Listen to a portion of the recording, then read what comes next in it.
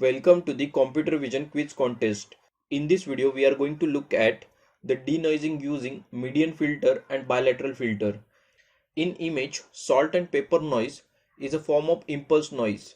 Normally, black dots in an image are referred to pepper noise while white dots are referred to salt noise.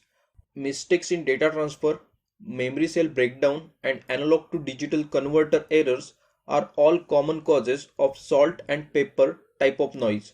Median filter is an effective filter against salt and pepper noise type of images. Here we all can see mathematical representation of the median filter.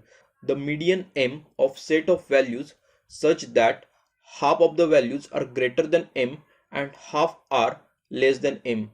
Sort the pixel values in the vicinity, find the median, then apply that value to the pixel of interest to implement.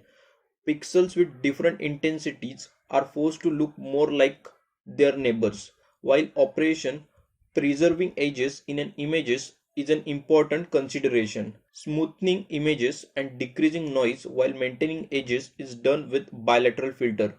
This filter will replace each pixel value with weighted average of nearby pixel values, but takes into account the variation of intensity to preserve the edges.